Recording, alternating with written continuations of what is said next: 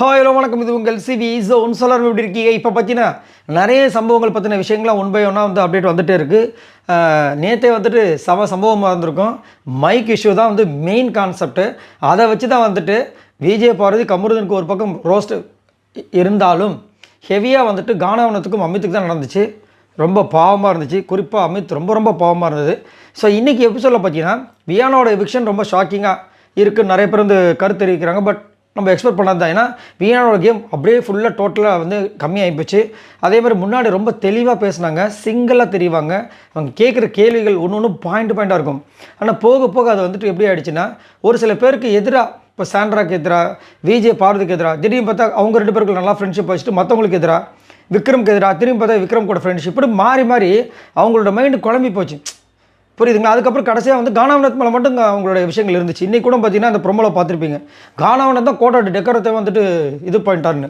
அவர் என்ன பண்ணார் பாவம்? அவர் நல்லா தானே பண்ணார். ஜட்ஜாக இருக்கும்போது கூட சூப்பராக பேசியிருந்தார். நல்ல பாயிண்ட்டாக அவரை போய் வந்துட்டு இந்த மாதிரி சொல்லியிருக்காங்க. ஸோ இப்போது அது கூடவே இன்னொரு சம்பவம் என்னென்னா, வியானாவோட எவிக்ஷனில் வந்துட்டு எஃப்ஜேவுக்கு அரோராவுக்கும் செம்மையாக வந்துட்டு ஒரு பெரிய ஃபைட் நடந்த மாதிரி ஒரு விஷயம் வருது. எதுக்காக அப்படின்னா, அரோராவுக்கு வந்து ஒரு விஷயத்தை வந்து அப்ரிஷியேட் பண்ணியிருக்காரு நம்ம விஜய் சேதுபதி அவர்கள். என்ன விஷயத்துக்கு அப்ரிஷியேட் பண்ணியிருக்கார் அப்படின்னா, என்னங்க வாரம் வந்துட்டு அரோரா அப்ரிஷியேஷன் வாங்குறாங்களே. ஒரு காலத்தில் அரோராவுக்கு வந்து பார்த்திங்கன்னா, அரோராவும் துஷாரும் ரெண்டு பேரும் சேர்ந்து ஆடியன்ஸு கலாய்ப்பார். இங்கே ஆடியன்ஸ் இருக்கீங்க, இதே மாதிரி எங்கள் வீட்டில் கூட 2 ஆடியன்ஸ் இருக்காங்கன்னு. அப்போல்லாம் அப்படியே வந்துட்டு கொஞ்ச நேரத்தில் பார்த்திங்கன்னா, திடீர்னு இப்போ வந்து பிக் பாஸ் முடிகிற தருவாயில் அப்ரிஷியேஷனாக வந்துட்டு ஒரு வாரமும் சூப்பர்ன்றாரு. நேற்று கமருதன் கிட்டே வந்துட்டு போய் எப்போ பார்த்தாலும் அரோரா கிட்ட வம்பு இழுக்கிறது அப்படின்ட்டாரு. ஆஹா, ஒருவேளை ஆதரவு சொன்னது நடந்துருமோ? இந்த பக்கம் விஜய் பார்வதி, அந்த பக்கம் அரோரா டைட்டில் வின்னர். சூப்பர். சொல்ல முடியாது, எது வேணாலும் சொல்லலாம். அது நடந்தது, அவங்க சொல்கிறாங்க. ரைட், என்ன நடக்க போதோ யாருக்கு தெரியும்.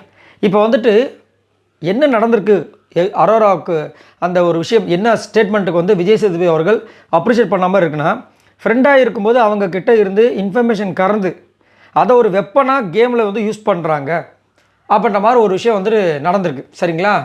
அந்த ஒரு இதுக்கு வந்துட்டு அரோரா வந்துட்டு எஃப்ஜேவை சொல்லியிருப்பாங்க போல இருக்குது. அவர் வந்து ஆதரிக்கிட்ட ஃப்ரெண்டாக இருக்கும்போது நிறைய விஷயங்கள் கறந்து அதை வந்துட்டு யூஸ் பண்ணிக்கிற மாதிரி சொல்லியிருப்பாங்க போல இருக்குது.